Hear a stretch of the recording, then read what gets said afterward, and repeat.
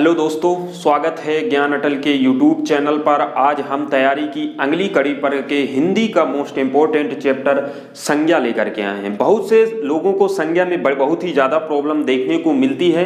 उन सभी प्रॉब्लमों से आज आपको छुटकारा मिल जाएगा, क्योंकि हम संज्ञा को इतनी बेहतरीन रूप से पढ़ाएंगे ताकि ज़िंदगी में आपको दोबारा पढ़ने। बहुत ही छोटा वीडियो होगा और उस छोटे वीडियो में आपको एक बेहतरीन तरीके से कि आपके कोई भी एग्जाम कॉम्पिटिटिव हो या पीसीएस से लेकर के स्टेट के किसी भी कोई एग्जाम हो, एसएससी का जीडी से लेकर के यूपीएसआई, यूपी पुलिस, वन रक्षक, और जहां भी आपकी हिंदी पूछी जाती है उनमें से संज्ञा, सर्वनाम, विशेषण और क्रिया से लेकर काफ़ी क्वेश्चन पूछे जाते हैं। उन सभी डाउटों को हम सॉल्यूशन अपने इन वीडियो के द्वारा आपको देंगे। ठीक है, जैसा कि आपको विदित हो कि हम इससे पहले हिंदी का मास्टर वीडियो लेकर के जो वर्णमाला से संबंधित था उसको लेकर के आए थे, तो आपने उसमें बहुत ज़्यादा प्यार दिखाया, बहुत ज़्यादा लोगों ने देखा, समझा। तो आप उन सब जितने भी वीडियो हमारे हिंदी की रोज डेली आपको डाले जाएंगे, उन सभी वीडियो को आप जरूर देखें और अच्छे तरीके से नोट्स बनाते रहें। अगर आपको किन्हीं चीज़ों में प्रॉब्लम होती है तो हमें कमेंट बॉक्स में अपने विचार जरूर प्रस्तुत करिए, और अगर वीडियो में अगर नए हैं तो चैनल को सब्सक्राइब जरूर कर लिया करिए और चैनल वीडियो को हमारे लाइक जरूर कर दिया करिए, क्योंकि हमें आपके उस लाइक से बहुत ही मोटिवेट होते हैं।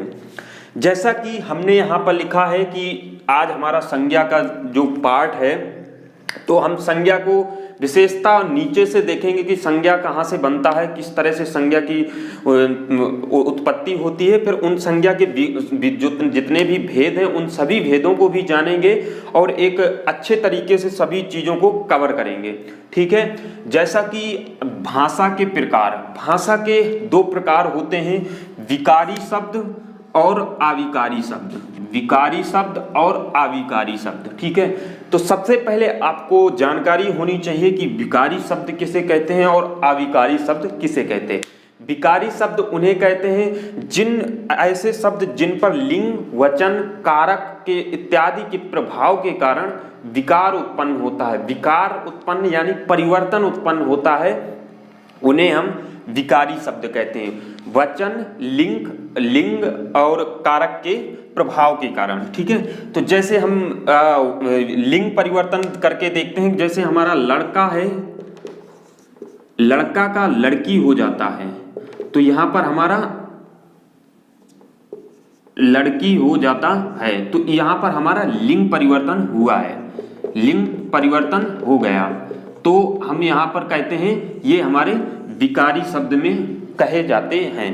जिस तरह से हम देखें, अगर कि आया, जैसे आया लिख दिया यहाँ पर, और यहाँ पे फिर जैसे अब इसका काल परिवर्तन करेंगे तो आएगा लिख दिया जैसे, तो ये हमारा काल परिवर्तन हुआ। तो लिंग, काल, वचन, कारक के आधार पर जो भी परिवर्तन होते हैं हम उन्हें विकारी शब्द कहते हैं। ठीक है, अगला है कि अविकारी शब्द किसे कहते हैं। अविकारी शब्द उन्हें कहा जाता है जिनमें कोई भी परिवर्तन नहीं होता, लिंग, वचन, कारक, प्रभाव जो भी कुछ भी हो, लेकिन कोई भी परिवर्तन ना शब्द में आए, उन्हें हम अविकारी शब्द कहते हैं। जैसे अविकारी शब्द जैसे हो गया यथा, पुनः। ये जैसे आप यथा पुनः अगर आप देखेंगे, बहुत सारे आप यथा पुनः बहुत सारी चीजें देखेंगे, जब, परंतु, कब, कैसे, तो परंतु, जब, तो ये आप कहीं भी काल लगाइए या लिंग परिवर्तन कीजिए, किसी भी तरह से इनमें परिवर्तन नहीं होता है, इन्हें हम कहते हैं अविकारी शब्द। ठीक है, इस तरह से आपने विकारी शब्द, अविकारी शब्द समझा। बहुत ही आराम से चीज़ें समझाने की कोशिश कर रहा हूँ, ज़्यादा तेजी एक भी दिखाने की कोशिश नहीं की जाएगी, आपको चीज़ें समझ में आए यही इम्पोर्टेंट है। बाकी आप अगर एक बार में देखना चाहें तो बहुत सारे लोग तो ये सब कुछ नहीं बताने की कोशिश करते हैं, तो आप उन चीज़ों को डीपली जा करके उन चीज़ों को एक तंत्र के द्वारा समझने की कोशिश करें कि किस तरह से भाषा के प्रकार होते हैं, फिर विकारी, फिर अविकारी, विकारी में कौन कौन से चैप्टर आएंगे, अविकारी में कौन कौन चैप्टर हम पढ़ेंगे, उन सभी चीज़ों को देख लेते हैं। ठीक है, जैसे विकारी शब्द में हम पढ़ेंगे संज्ञा, सर्वनाम, विशेषण और क्रिया। ये 4 चैप्टर हम विकारी शब्द में पढ़ेंगे। ठीक है, और अविकारी शब्द में कौन कौन से चैप्टर होंगे, क्रिया विशेषण, समुच्चय बोधक, विस्मयादि बोधक और संबंध बोधक। ठीक है, इन संबंध बोधक को हम इसमें अव्यय में भी एक ही लेसन होता है जो होता है अव्यय में ही सब पूरा क्रिया विशेषण समुच्चय बोधक विस्मृति बोधक संबंधवाचक कवर हो जाता है। तो हम इनको पढ़ने की कोशिश करेंगे। संज्ञा का अलग वीडियो रहेगा, सर्वनाम का, विशेषण का, क्रिया का, क्योंकि लेंदी वीडियो नहीं बनाने की कोशिश करना है ताकि आप बोर बिल्कुल ना हो। तो संज्ञा सबसे पहले हम पढ़ेंगे और उनके संज्ञा किसे कहते हैं और उनके भेद क्या हैं, भेदों के अंदर की सभी डिटेल जानेंगे। तो चलिए शुरू करते हैं संज्ञा का ये अहम पार्ट। अब हम संज्ञा को समझने की कोशिश करते हैं, उसके संज्ञा की परिभाषा समझेंगे और उसके हम भेद समझेंगे। ठीक है, संज्ञा हम किन्हें कहते हैं? उस विकारी शब्द को संज्ञा कहते हैं जिसमें किसी व्यक्ति, वस्तु, स्थान, गुण, धर्म, भाव आदि का नाम का बोध होता है, हम उसे संज्ञा कहते हैं।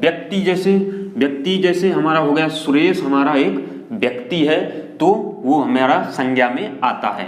जैसे वस्तु स्थान है, वस्तु स्थान जैसे लखनऊ हो गया, पंजाब हो गया, दिल्ली हो गया, प्रयागराज हो गया, आगरा हो गया, मथुरा हो गया, ये हमारे वस्तु स्थान में आते हैं। गुण हो गया, जैसे किसी का गुण होता है, कोई वो अच्छा बोलता है, कोई अच्छा नहीं बोलता, कोई झूठ बोलता है, कोई सच बोलता है, वो उसके गुण हैं। धर्म हो गए, भाव हो गए, भाव हमारा हो गया जैसे कि ये बुढ़ापा है, ये हमारा भाव, प्रेम है, भाव है, तो इस तरह से ये भाव में आता। मिठास हमारा हो गया, ये हमारा मिठास हमारा क्या हो जाएगा? गुण हो जाएगा कि वो मीठा बोलता है, उसका ये गुण है। तो इस तरह से हमने संज्ञा की परिभाषा समझी कि संज्ञा किसे कहते हैं, उनके एग्जाम्पल्स समझे। अब हम उनके भेद समझते हैं कि संज्ञा के कितने भेद हैं। संज्ञा की विशेषता वैसे हिंदी में देखा जाए और विशेषता जो बहुत सारे विद्वान मानते हैं वो तीन ही मानते हैं, इनको तीन ही मानते हैं, उनको भाग मानते हैं, जिसे हम बोलते क्या हैं, एक सेकंड, व्यक्तिवाचक संज्ञा और व्यक्तिवाचक संज्ञा, जातिवाचक संज्ञा, भाववाचक संज्ञा, तीन विशेषता माने गए हैं। और जो जातिवाचक से निकल करके हमारे भाग आए हुए हैं वो हैं हमारे समूहवाचक, द्रव्यवाचक। वैसे विशेषता हम 5 ही मानते हैं इनके भेद, लेकिन कई विद्वानों में मतभेद है, वो उनको 3 ही मानते हैं, क्योंकि जो समूहवाचक और द्रव्यवाचक जो है हमारा, वो इन्हीं जातिवाचक से ही अलग होकर के एक तरह से कट करके बने हुए हैं। तो अब हम इनको जातिवाचक संज्ञा पढ़ेंगे, व्यक्तिवाचक संज्ञा पढ़ेंगे, जातिवाचक संज्ञा पढ़ेंगे, भाववाचक संज्ञा पढ़ेंगे, समूहवाचक पढ़ेंगे और द्रव्यवाचक पढ़ेंगे। इन सभी की परिभाषाएं पढ़ेंगे, उनके एग्जाम्पल्स पढ़ेंगे और सबसे लास्ट में इनके जो अपवाद है कि व्यक्तिवाचक होकर भी जातिवाचक कैसे होता है, उन सभी चीज़ों को एक स्ट्रक्चर के माध्यम से पढ़ने की कोशिश करते हैं। तो समझने की कोशिश करते हैं संज्ञा के पहले पार्ट में। व्यक्तिवाचक संज्ञा किसे कहते हैं? व्यक्तिवाचक संज्ञा उसे कहते हैं जो संज्ञा शब्द किसी एक ही पदार्थ यानी जो अपने आसपास क्षेत्र, संसार, विश्व में जो एक ही पाया जाता है उसे हम व्यक्तिवाचक संज्ञा कहते हैं। यानी कि जो अनेक ना पाए जाएं, सिर्फ एक पाया जाए, उसे हम व्यक्तिवाचक संज्ञा कहते हैं। जैसे कोई व्यक्ति हो गया तो एक व्यक्ति संसार में एक ही पाया जाता है। जैसे कोई व्यक्ति हो गया रमेश हो गया, ठीक है, प्राणी हो गया, कोई वस्तु हो गई, कोई स्थान हो गया का बोध जो कराते हैं उसे हम व्यक्तिवाचक संज्ञा कहते हैं। जैसे रमेश हमारा एक व्यक्ति है, ठीक है। फिर हमारी अगर जैसे उत्तर, दक्षिण, पूरब, पश्चिम यानी दिशाओं का जो बोध कराए वो भी हमारी व्यक्तिवाचक संज्ञा में ही आता है। जैसे उत्तर, दक्षिण, पूरब, पश्चिम सिर्फ एक ही पाए जाते हैं, ठीक है। किसी देश का नाम, कोई देश जैसे इंडिया, पाकिस्तान, बांग्लादेश, नेपाल, तो ऐसे अनेक जैसे देश जो हैं वो एक ही जो देश का बोध कराता है उसे हम व्यक्तिवाचक। जैसे कोई भाषा, किसी देश की भाषा हो गई, जैसे रूसी हो गई, भारतीय हो गई, नेपाली हो गई, उड़िया हो गई, हाँ मान सकते हैं उड़िया हो गई। तो इस तरह से जो भाषाओं का ज्ञान भी कराता है उसे हम व्यक्तिवाचक संज्ञा में ही उसे लेते हैं। सागर आ गए, जैसे काला सागर, हिंद महासागर, तो ये बंगाल की खाड़ी, तो ये सब एक ही पाए जाते हैं, तो वो सागर भी आ गए। नदियाँ आ गई, जैसे नर्मदा। नदियाँ अगर ओनली नदी कहा जाएगा तो फिर दूसरे में आ जाएगा। आप अगर नदियाँ नर्मदा अगर आएगा, क्योंकि नर्मदा तो एक ही पाई जाती है, लेकिन नदियाँ अगर हम कहेंगे तो नदियाँ तो अनेक पाई जाती हैं, ठीक है, तो वो हमारी जाति में आ जाएगी। नदियाँ एक जाति है, ठीक है, कि नदियाँ अगर बोल देंगे तो उसमें गंगा, जमुना, सरस्वती सभी आएंगी, लेकिन हम अगर नर्मदा भर बोलते हैं, गंगा भर लिखते हैं, तो हमारी उस व्यक्तिवाचक संज्ञा में ही आएगा, ठीक है। जैसे कुछ पर्वतों का नाम हम लिखते हैं, जैसे हिमालय हो गया, ठीक है, तो पर्वतों के नाम भी हमारे सभी व्यक्तिवाचक संज्ञा में ही लिख लिए जाते हैं। कोई पुस्तक हो गई विशेष, जैसे रामचरितमानस, एक ही तो पाई जा रही है संसार में, तो रामचरितमानस, तो जो भी चीज, जो भी किसी एक ही पदार्थ पूरे संसार में पाया जाता है, आसपास पाया जाता है, उसे हम व्यक्तिवाचक संज्ञा में लिखते हैं, जैसे रामचरितमानस। जैसे मई, एक तो आप हमेशा आप देखिएगा हमारे महीनों के दिन, सप्ताहों के दिन, ये सब हमारे व्यक्तिवाचक संज्ञा में आते हैं। त्योहार जैसे होली, दीपावली और मकर संक्रांति, तो ये सब हमारी त्योहार भी हमारे व्यक्तिवाचक संज्ञा में आते हैं। जितने भी टाइप्स हैं, मैं सभी चीज़ों को लेकर के चल रहा हूँ, उन सभी को डिफाइन करने की कोशिश कर रहा हूँ। आप चीज़ों को समझते जाइए, अपने नोट्स पे लिखते जाइए, विशेष विधिवत तरीके से हम संज्ञा को पढ़ने वाले। संज्ञा का दूसरा पार्ट होता है जो हमें बोला जाता है जातिवाचक संज्ञा। जातिवाचक संज्ञा किसे बोला कहते हैं? जो संज्ञा शब्द किसी एक ही जाति का बोध कराता है। जो संज्ञा शब्द किसी एक ही जाति का बोध कराता है, उसे हम क्या कहते हैं? जातिवाचक संज्ञा कहते हैं। जैसे नदी, नदी हमारी जाति, अभी मैंने समझाया कि नदी हम अगर बोलेंगे तो नदी में एक जाति है, तो जाति हमारी नदियां क्या है, उसमें से बहुत सारी अंदर है कि गंगा है, सरस्वती है, जमुना है। पर्वत, पर्वत हमारी जाति हैं, जैसे हिमालय आ गया, विंध्याचल आ गया, तो इनमें से बहुत सारे पर्वत भी हमारे एक जाति में आएगा। पर्वत हमारा विशेषता जाति में है। नदियाँ, नदियाँ एक ही हो गया ये तो। पशु, पशु एक हमारी जाति। पशु के अंदर कौन से आ जाते हैं? जैसे बकरी है, घोड़ा है, गधा है, खरगोश है, तो ये सब हमारे पशु में आते हैं। मनुष्य भी एक जाति में ही आती है, जातिवाचक संज्ञा में, उसके अंदर हम तुम सब आ गए, उसमें से ये भी जाति में आती है। अगला जो हमारा पार्ट है वो है कि भाववाचक संज्ञा।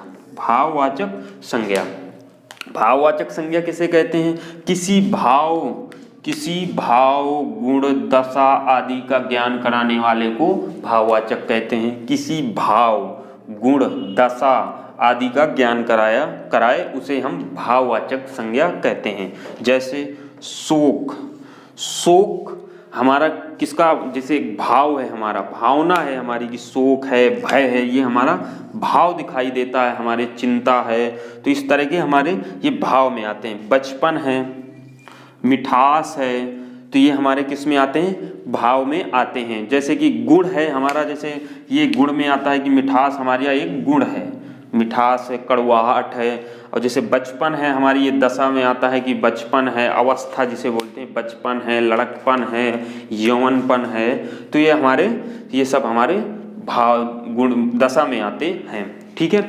इस तरह से हमने व्यक्तिवाचक संज्ञा को पढ़ा, जातिवाचक संज्ञा को पढ़ा, भाववाचक संज्ञा को पढ़ा। अब चीज़ें आपको ये सब समझ आ रही होंगी, धीरे धीरे आप रिलेट कर रहे होंगे। क्वेश्चन कैसे बनते हैं कि आप 4 विकल्प दे देगा इनके, जैसे पर्वत दे देगा, बचपन दे देगा और मिठास दे देगा और एक होली दे देगा और पूछ लेगा इनमें से व्यक्तिवाचक संज्ञा कौन सा है। तो क्वेश्चन इन्हीं से बनते हैं और इन्हीं में अभी कुछ अपवाद भी दिखाऊंगा कि बताऊंगा कि किस तरह से व्यक्तिवाचक संज्ञा को जातिवाचक संज्ञा में भी कुछ शब्द आते हैं, जातिवाचक संज्ञा व्यक्तिवाचक संज्ञा में भी कुछ आते हैं। उन सभी चीज़ों को अभी पढ़ते हैं। 3 हमने भाग इनके पढ़ लिए, 2 भाग और बच रहे हैं तो उनको भी हम पढ़ लेते हैं। अगला है वो चौथा भाग है, वो है समूहवाचक, समूहवाचक संज्ञा। समूहवाचक संज्ञा किसे कहते हैं? जो संज्ञा शब्द किसी समुदाय, समूह, वस्तु, व्यक्ति के समूह को बोध कराए, व्यक्ति के समूह का बोध कराए, उसे हम क्या कहते हैं? समूहवाचक संज्ञा कहते हैं। जैसे सभा, सभा एक समूह है। दल, गिरोह, गुच्छा, गुच्छा हमारा समूह है। और मंडल यानी व्यक्तियों का समूह है एक मंडल, वो हमारा, जैसे कि साधुओं का मंडल अयोध्या के लिए चला जा रहा था तो वहां पर वो हमारा मंडल आ जाएगा, यानी व्यक्तियों के समूह का। श्रृंखला यानी कि 26 जनवरी के मौके पर उन्होंने एक लंबी श्रृंखला बना करके देश के सपूतों को सल्यूट किया, तो वहां पर हमारा क्या आ जाएगा, श्रृंखला। यानी कि जहां पर श्रृंखला नहीं, व्यक्ति के समूह, समुदाय या समूह का बोध हो, वहां क्या होता है, समूहवाचक संज्ञा होता है। अगला है हमारा सबसे लास्ट और पांचवा कि द्रव्यवाचक संज्ञा किसे कहते हैं। ऐसे शब्द जिनसे नापने तौलने वाली वस्तुओं का बोध होता है, उसे हम क्या कहते हैं, उसे हम द्रव्यवाचक संज्ञा कहते हैं। ऐसे शब्द जिनसे नापने तौलने वाले वस्तुओं का बोध होता है, उसे हम द्रव्यवाचक संज्ञा कहते हैं। जैसे सोना, तांबा, ऊन, तेल, पानी, धुआं, ऑक्सीजन, इनमें सभी चीजें नापने और तौलने वाली हैं, इसलिए हम इन्हें क्या कहते हैं, द्रव्यवाचक संज्ञा कहते हैं। देखिए अब जब क्वेश्चन ज्यादातर आपको फंसाएगा अगर संज्ञा में, वो फंसाएगा यहां से, अनुप्रयोग से। अनुप्रयोग यानी कि अगर व्यक्तिवाचक संज्ञा है तो किस तरह से जातिवाचक संज्ञा हो जाता है, जातिवाचक संज्ञा है तो व्यक्तिवाचक संज्ञा किस तरह से हो जाता है, भाववाचक संज्ञा है तो जातिवाचक संज्ञा किस तरह से हो जाता है। जैसा कि व्यक्तिवाचक संज्ञा हमारा जैसे है कि भीष्म पितामह, कोई वाक्य लिखा है, भीष्म पितामह दृढ़ प्रतिज्ञा के लिए विख्यात थे। भीष्म पितामह दृढ़ प्रतिज्ञा के लिए विख्यात थे, तो यहाँ एक व्यक्ति विशेष का है एक, लेकिन अगर हम यहाँ पर कोई दूसरा वाक्य बना दिया जाए कि रमेश तो भीष्म पितामह है, रमेश तो भीष्म पितामह है, तो वो एक व्यक्ति को हम जाति दे दिया। भीष्म पितामह क्या हो गया, एक जाति हो गया कि भीष्म पितामह की तरह ही रमेश है, यानी एक वो जाति हो गई।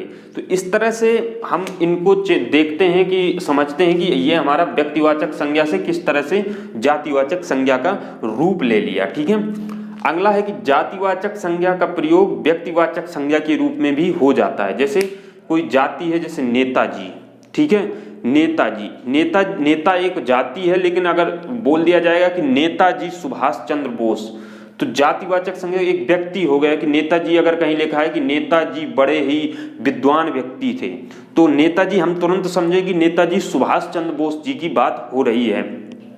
अगर लिख के आ जाए कि गोस्वामी जी बड़े ही अच्छे विद्वान थे, गोस्वामी जी बड़े ही अच्छे विद्वान थे, तो हम समझ जाएंगे गोस्वामी तुलसीदास जी की बात हो रही है।